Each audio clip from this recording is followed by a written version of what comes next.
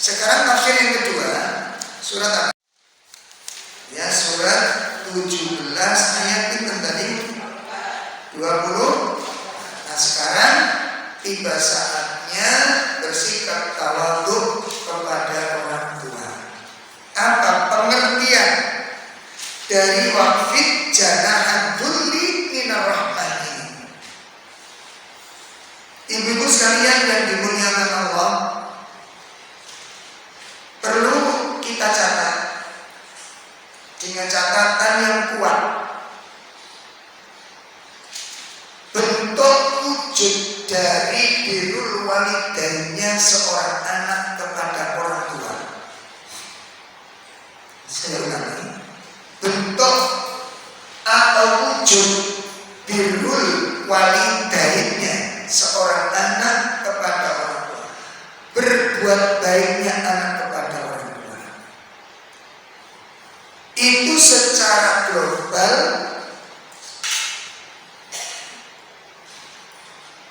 bisa diwujudkan dalam 4 kriteria, dalam 4 perkara. Dan inilah perwujudan dari karakteristik anak-anak yang soleh. Ya, karakteristik anak-anak yang soleh terhadap kedua orang tuanya. Adanya 4 kriteria. Apa 4 kriteria tersebut? Yang pertama,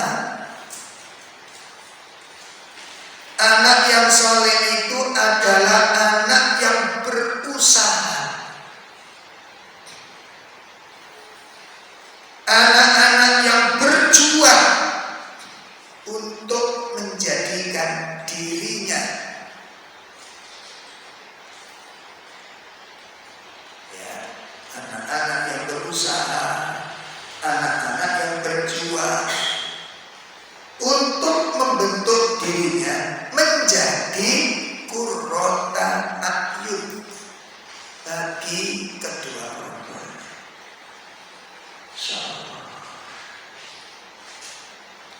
Berusaha untuk menjadi sesuatu yang menyejukkan hati orang tua, menjadi penyejuk hati bagi orang tua.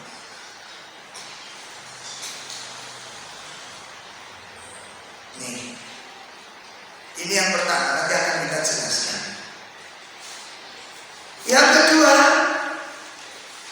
bentuk dari kesolihan, karakteristik anak yang soleh itu adalah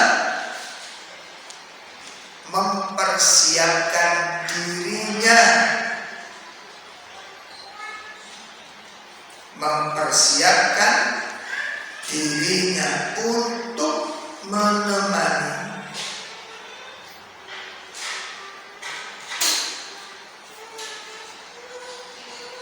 mempersiapkan dirinya untuk menemani kedua orang tuanya di masa-masa keterasingan. Dia siapkan hatinya. Saya ulangi. Saya ulangi. Itu dua bicara. Alamat anak-anak daftar tak boleh.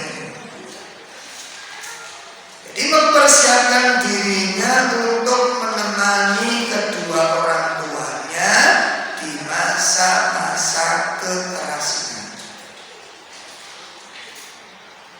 Di masa-masa apa, Bu?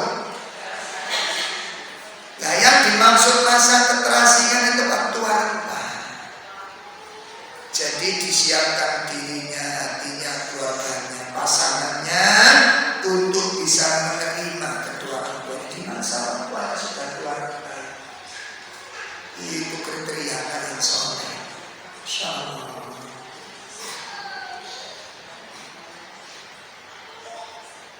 Iya.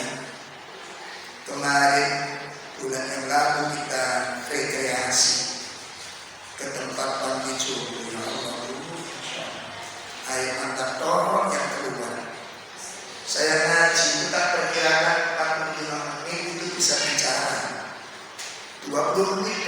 saya bicara. Setelahnya nggak bisa melanjutkan. Betul tak?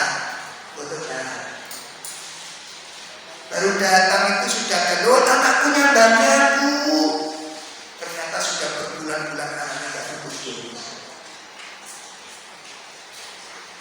Terus ada tiba-tiba pas ngaji berhenti langsung, kenapa? Kapan anakku jadi nyambangi aku? Nangis, tersiksa dengan sebuah kerinduan. Sekedar untuk membatiri orang tua pun anak-anak dan datang.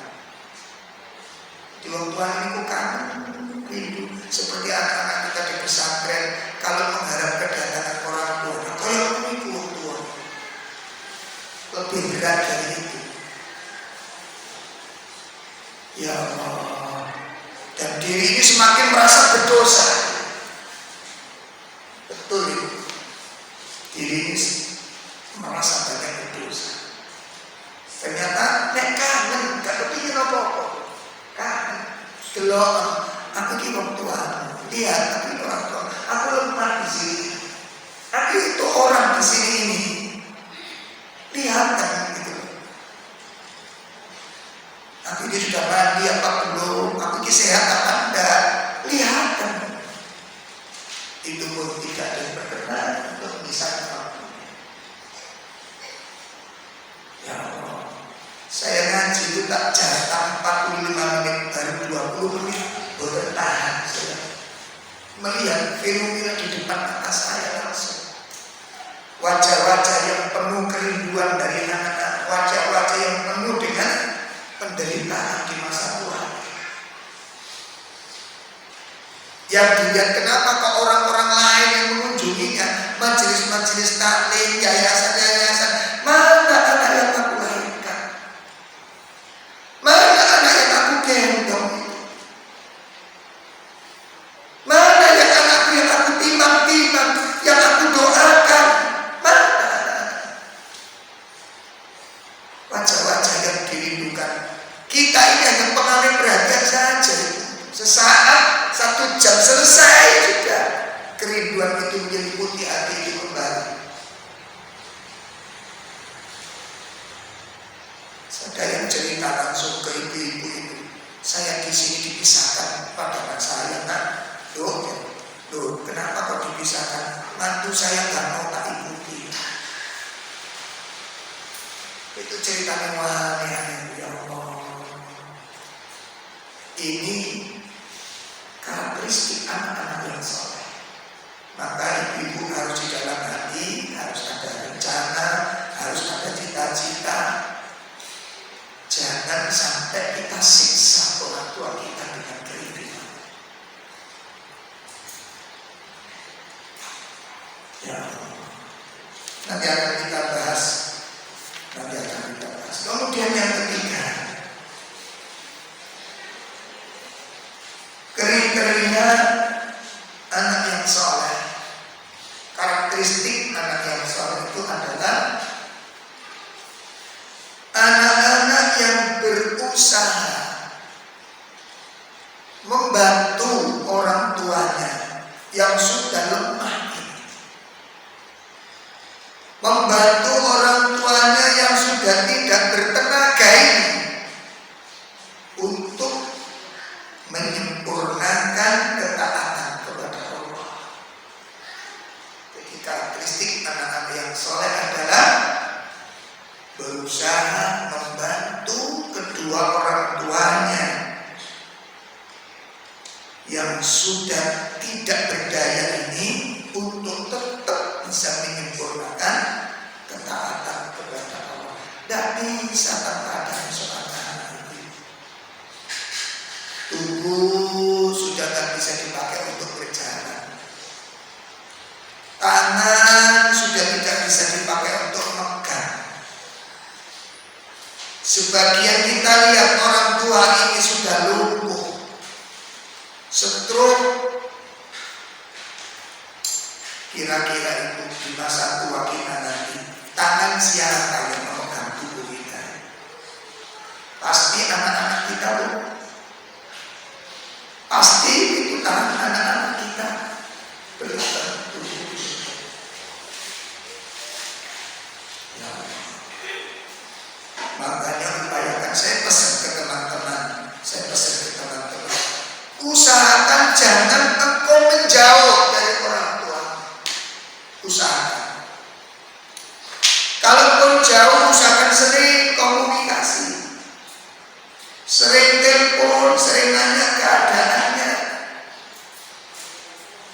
video call, lihat wajahnya orang tua ini kayak apa. Insya Allah. Suatu saat saya dengan majelis taklim Balong Bendo itu bedah rumah. Yang kita bedah ini yang punya rumah itu gila. Karena kepalanya itu waktu kuli batu, kuli bangunan itu ketiban balok pecah. Akhirnya balok kepalanya separuh itu hilang. Jadi dijahit tapi balok kepalanya tidak diganti dengan balok kepalanya. Jadi kepalanya becek. Punya anak satu setelah menikah, tidak pernah pulang sama sekali. Cuma dikirimi foto dirinya dan anaknya. Akhirnya boneka yang dulu diwanti-wanti akan disimpan untuk anaknya, itu disimpan sampai bosok boneka. Itu nggak dibuang-buang. Nah teman-teman waktu bersih-bersih rumah itu, kita anggap sampah gitu. Kita ambil, kita bakar. Itu ngamuknya enggak karu-karuan. Ngamuk dengan ngamuk yang luar biasa. Oh, Masya Allah, ketakutan sama teman-teman yang berjasa-jasa waktu.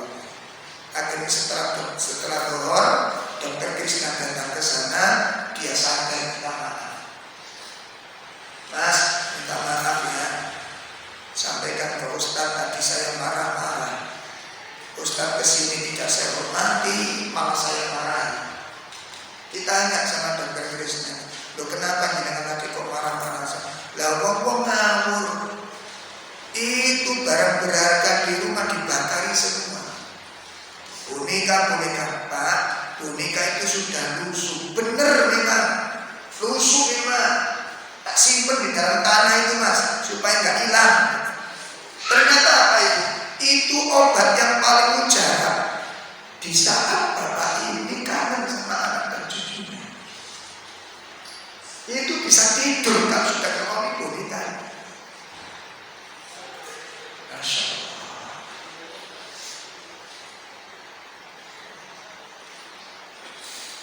Jadi ketika dia rindu anaknya, rindu cucunya itu, yang boneka itu yang diambil debu tomat, tapi bernilai bagi beliau.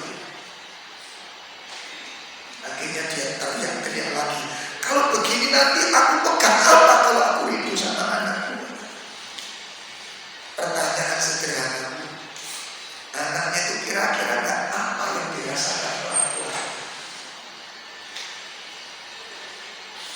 Sejauh mana kecintaan orang tua kepada anaknya?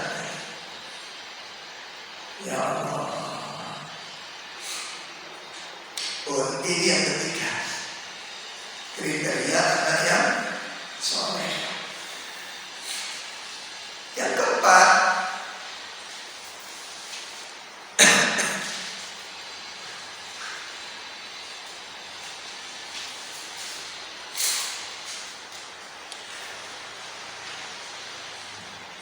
keempat, kriteria anak yang soleh adalah mendoakan orang tuanya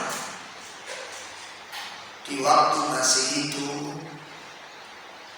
di waktu menjelang kematian, di saat meninggalnya, dan setelah kepergian.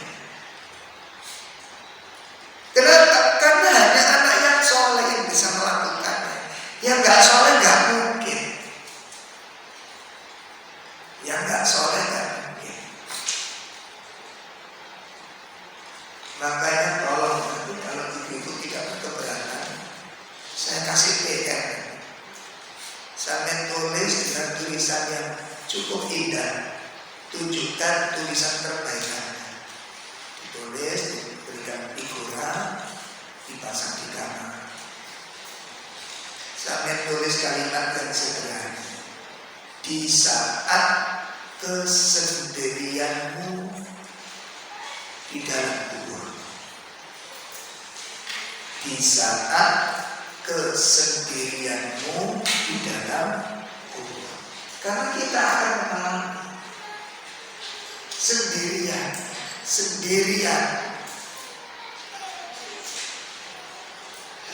bayangkan peristiwa, renungkan peristiwa.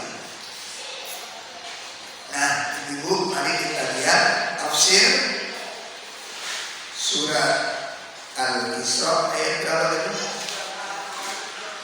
20.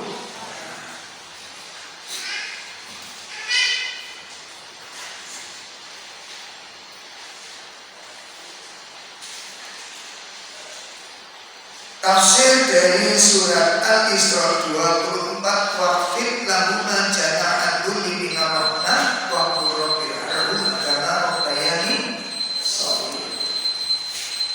Salah satu bentuk ini saya ulang dari 4 kriteria tadi. Yang pertama tadi apa Bu?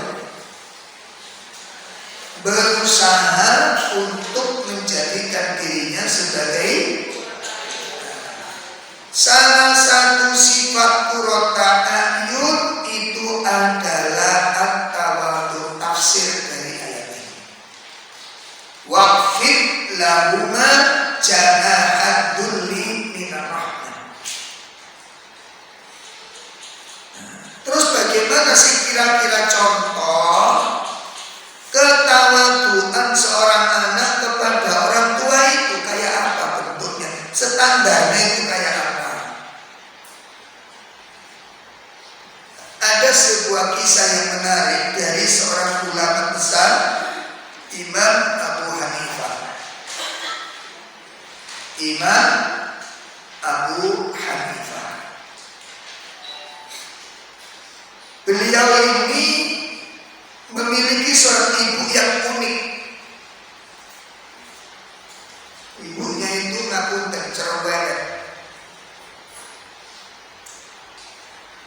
Kalau marahi Imam Abu Hanifah itu di depan orang banyak, itu sering kali dan berkali-kali.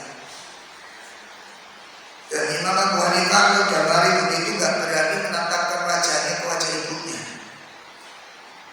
nggak berani.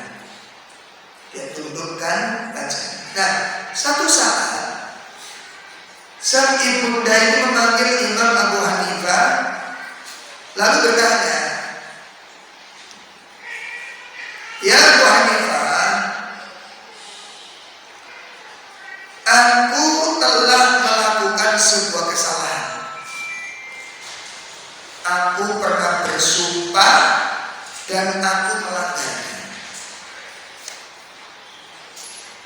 Lalu bagaimana, apa yang harus saya perbuat? Karena aku telah melanggar sumpah, apa yang harus aku perbuat?" Lalu pertanyaan ini itu bukan pertanyaan yang sulit bagi Imam Abu Hanifah, pertanyaan yang sangat mudah sekali. Ya. Pertanyaan yang sangat mudah sekali.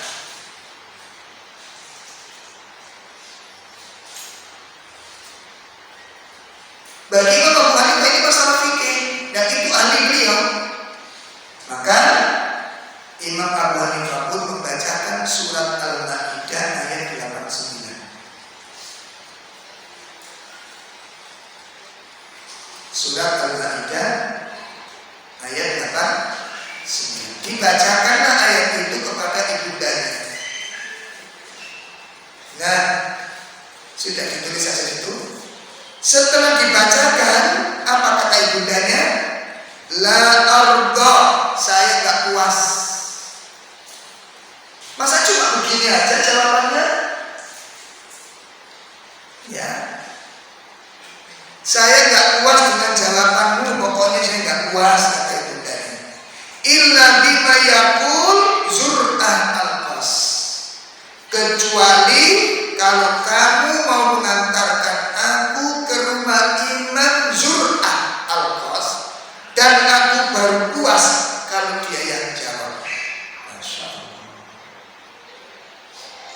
Padahal catatan penting bagi kita, Imam Zur'ah ini secara ilmu fikih jauh di bawah dari Imam Abu Hanifah. Boleh bisa dikatakan Imam Abu Hanifah ini lebih senior dan bisa jadikan gurunya oleh Imam Zur'ah.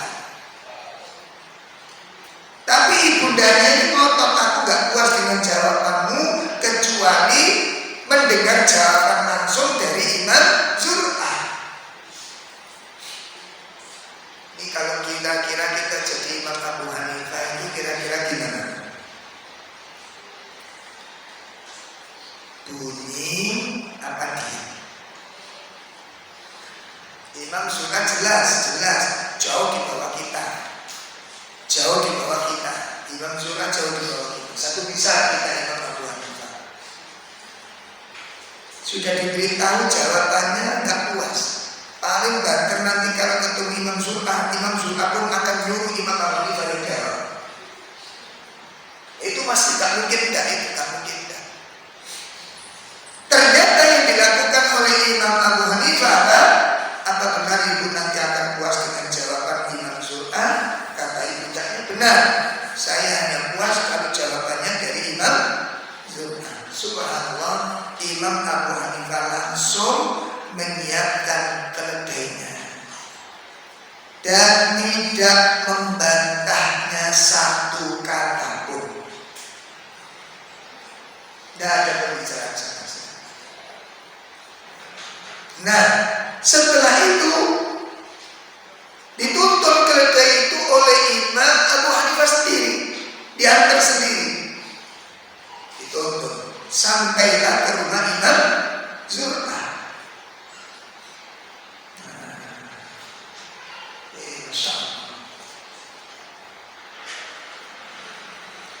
Begitu nyampe di sana, sang ibu langsung mengajukan pertanyaan kepada Imam Zur'ah.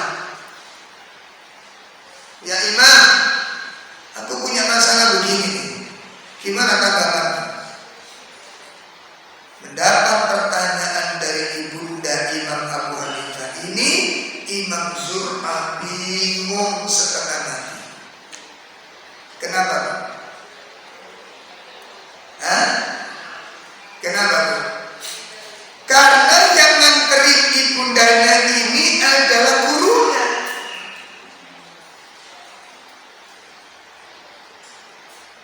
Imam Abu Hanifah ada di samping wanita tersebut.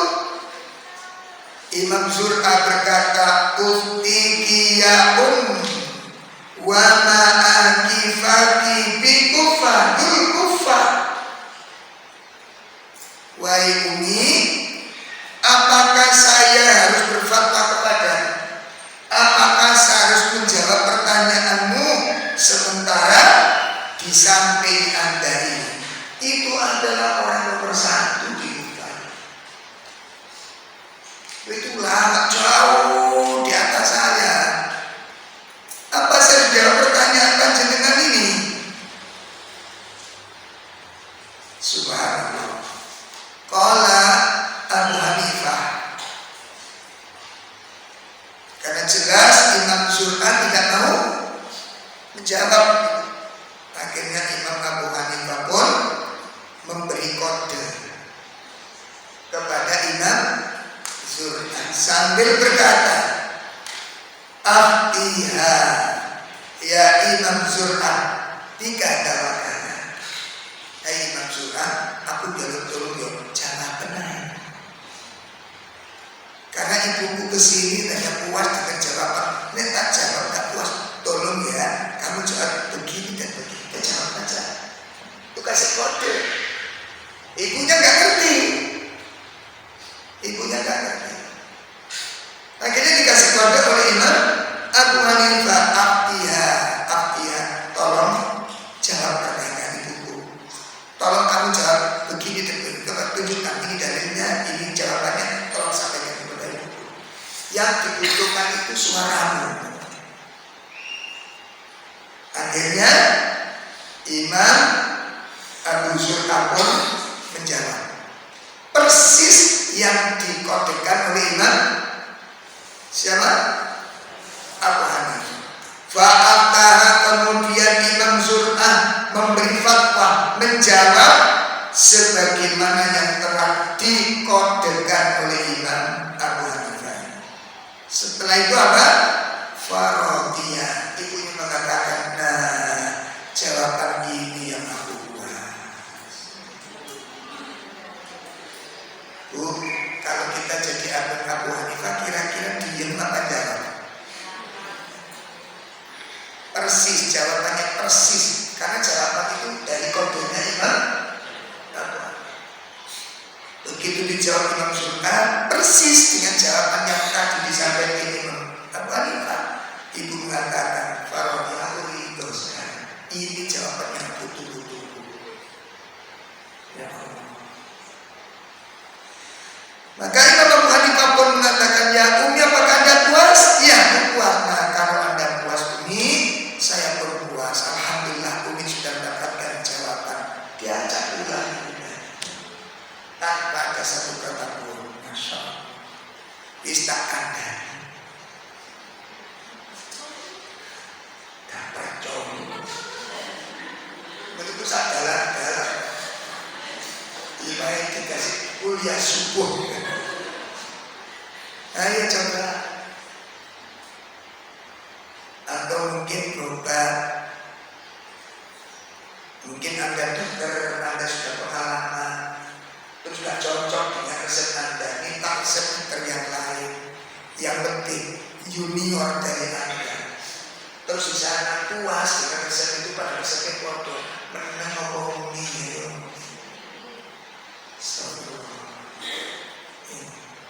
Artinya apa ini? Artinya apa? Pesan yang ada di dalam kisah pertama ini, seorang anak tetaplah seorang anak. Lagi kan, seorang anak tetaplah seorang anak. Kedudukan anak macam apapun, setinggi apapun derajat anak, itu tidak akan bisa melampaui derajat orang tua. Tolong paham. Setinggi apapun derajat seorang anak, itu tidak bisa melampaui derajat kedudukan orang tua. Ini poin pertama, pesan dari kisah ini dan ayat ini. Sehingga nanti kalau kita jadi apapun, perhatikan, begitu berhadapan dengan bapak, begitu berhadapan dengan ibu, maka lihatlah, saya adalah anak dari orang tua. Makanya orang tua dulu itu kalau ngomong nekong anaknya nyerutak, ngomong agak tinggi sedikit nadanya. Apa kata orang tua? Kuwi uyuh punya. Kamu itu air kencingku, kata orang. Ya Allah. Makanya kelalaian inilah yang kemudian menjadikan kepala kita ini keras. Kelalaian itulah yang menjadikan kita ini, hati kita membatu, gak sadar siapa sosok orang tua yang ada di depan mata kita ini. Kita bisa berdiri tegak dengan kegagahannya ini. Itu dari perjuangan orang tua, dari kasih sayang, dari perhatian, dari penjagaan, dari kepedulian. Kita dengan keberhasilan kita yang sudah melimpah ruah, itu dari doa-doanya. Ya Allah, dari doa-doa.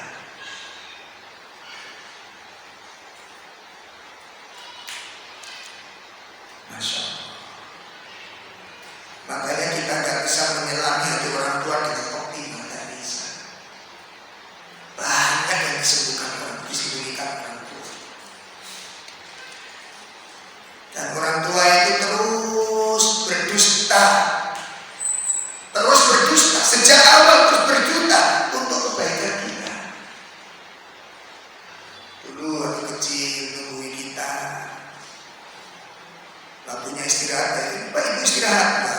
Ibu sudah biasa, ada capek. Seperti ibu sekarang merawat anak-anak, itu betapa beratnya perjuangan. Berat, pengorbanannya tidak sedikit. Pikiran, waktu, tenaga, kasih sayang, perhatian, semua ditumpahkan untuk sebuah keberhasilan bagi sang anak. Insya Allah, betul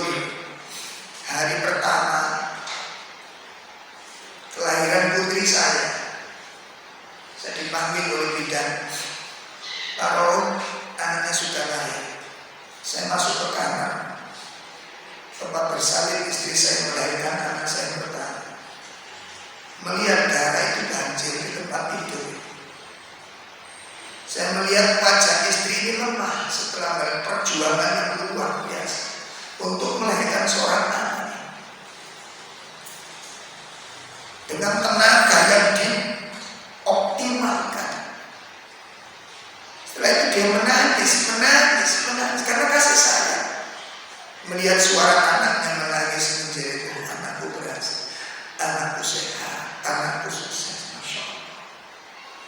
Saya menyaksikan darah itu membayangkan bagaimana ibu kita mereka tadi. Bundanya yang sudah tua untuk ziarah ke Masjidil Haram itu dari Yaman jalan kaki. Diceritakan di dalam kitab Al-Adabul Mufrad. Jalan kaki disiapkan tenaganya ibu, tak siapkan dulu ya tenaga saya. Nanti kalau tenaga saya sudah siap, ibu tak antar nanti. Tak gendong dari rumah ke Masjidil Haram. Itu dari Yaman, Bu. Dari Yaman. Berhenti, capek, berhenti. Istirahat sejenak, dilanjut lagi, bundanya digendong. Sampai ke Masjidil Haram, sukses melaksanakan umroh. Ketika tawaf pun ibunya digendong lagi sampai selesai. Setelah itu pemuda ini menemui sahabat Ibnu Umar. Itu di masa sahabat Ibnu Umar, lalu bertanya tentang kebaikan-kebaikan kepada ibunya ini. Ya Ibnu Umar, saya dianugerahi oleh Allah orang tua yang sudah tua renta ini, dan saya berbakti kepada beliau. Gak pernah mengeluh saya nggak pernah mengeluh. Sampai kadang-kadang kalau kerja itu saya bawa ke tempat kerjaan saya supaya saya tetap bisa melayani ibundanya. Tidak saya tinggal di rumah, kata bawa ke tempat kerjaan saya, karena saya ikut kerja, ikut orang, jadi gampang nanti ngerambut orang tuanya. Kalau kerja sama orang tua itu, kalau kerja dia izin kepada yang mempekerjakan, boleh nggak saya kerja ngajak orang tua saya. Hanya saja kalau orang tua saya butuh suatu, saya bisa diizinkan majikannya, maka dia bawa orang tuanya. Kalau enggak, ditinggalkan pekerjaannya itu. Ini pengorbanan laki-laki pemuda ini, Ibu. Ya, sampai kemudian dia berbakti demikian rupa, dia penuhi kebutuhan orang tuanya tanpa pernah mengeluh. Ya, tanpa merasa keberatan, dia lakukan dengan penuh cinta, dia lakukan dengan penuh harap untuk mendapat pahala dari Allah Ta'ala. Sampai pada puncaknya, setelah cita-cita ibundanya terbesar yaitu ingin ziarah ke Masjidil Haram pun sudah dicukupi oleh anaknya. Lalu dia bertanya, memberanikan diri kepada Ibnu Umar, dengan amal-amal yang sudah saya lakukan demikian, tidak pernah mengeluh, tidak pernah merasa bosan, saya juga tidak pernah marah kepada ibu saya lakukan dengan cinta. Pertanyaannya, ya Ibnu Umar, apakah perbuatan saya ini sudah seimbang dengan kebaikan ibu saya kepada saya? Apa kata Ibnu Umar? Subhanallah. Ibnu Umar mengatakan, wahai pemuda, amalmu sangat mulia, perbuatanmu itu sangat langka untuk diikuti orang lain. Gak setiap orang lain mau melakukan seperti itu. Gak setiap orang lain bisa mengerjakan amalan tersebut. Ini sangat mulia, sangat agung, sangat istimewa. Tapi kalau yang kamu tanyakan sudah seimbang gak dengan perbuatan orang tuamu, dengarkan. Kebaikanmu yang sudah kamu lakukan bertahun-tahun dengan perbuatan yang luar biasa ini, itu tidak seimbang dengan satu jeritan ibumu ketika melahirkan kamu.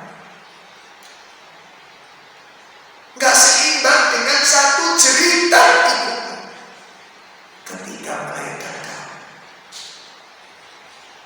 Itu yang mahal nilai dari orang tua. Itu yang mahal nilai dari orang tua. Ya, belum lagi setelahnya ini ibu itu disulitkan dengan kesulitan, dan pasti ibu selalu mengorbankan istirahat malamnya. Untuk siapa? Untuk sang anak. Sampai saya lihat ada seorang ibu-ibu itu tidur dengan bersandar, berdiri bersandar di tiang depan rumahnya sambil menggendong anak yang baru saja selesai menangis. Saya tanya, kenapa kau gak ditidurkan, Mbak? Lo tidur kan?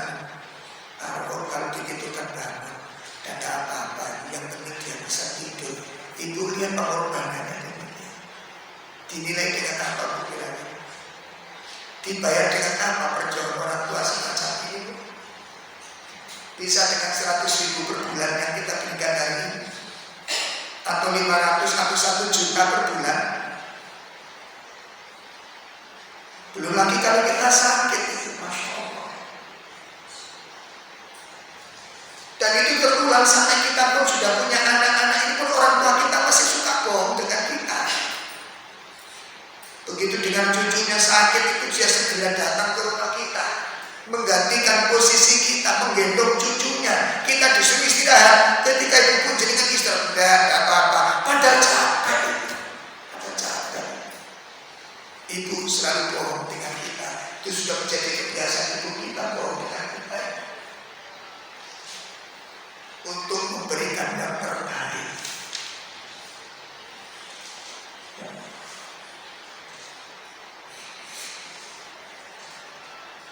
Oleh karena itu, mari kita renungkan sejenak ayat ini sehingga kita punya cita-cita yang besar di hati kita. Kita punya cita-cita yang besar, punya rencana yang mulia, yaitu mendampingi orang tua kita di masa generasi. Usahakan jangan menjauh dengan orang tua. Apalagi di saat kesendirian, jangan disiksa dengan sebuah kerinduan. Jangan kita siksa dengan sebuah kerinduan. Masya Allah. Namun karena itu ibu sekalian, Masya Allah, maka dari itu tolong diperhatikan yang masih dikaruniai orang tua untuk tetap memohon pertolongan kepada Allah agar hati kita diberikan kekuatan, agar diberikan kekuatan oleh Allah Subhanahu wa Ta'ala untuk bisa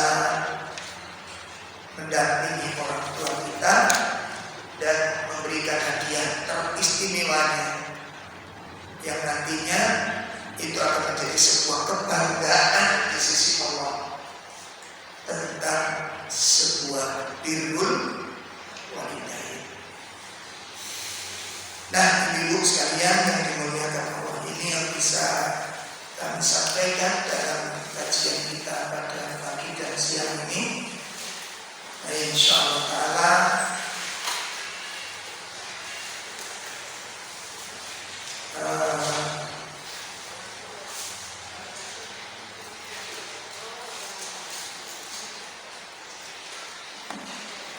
ada khilaf, ada kesalahan. Semoga Allah mengampuni kesalahan dan dosa-dosa kita, dan semoga Allah Ta'ala menganugerahkan kepada kita orang tua yang sehat, orang tua kita yang memaaf barangkali kita salah, orang tua kita berkenan untuk memaafkannya, dan semoga kita dianugerahkan oleh anak-anak yang mendapat hidayah dan taufik dari Allah Subhanahu wa Ta'ala untuk bisa mendampingi kita di masa tua kita. Insyaallah untuk bulan depan kita lanjutkan materi bab berikutnya, yaitu karakter yang ke-25 insyaallah, ya. Yaitu karakter yang dicintai Allah, yang selalu berpenampilan yang rapi, keindahan, menjaga sebuah keindahan. Demikian jemaah, kurang lebih mohon maaf. Wa sallallahu ala nabiyyina Muhammad subhanahu wa bihamdika asyhadu an la ilaha illa anta astaghfiruka wa atubu ilaik. Assalamualaikum warahmatullahi wabarakatuh.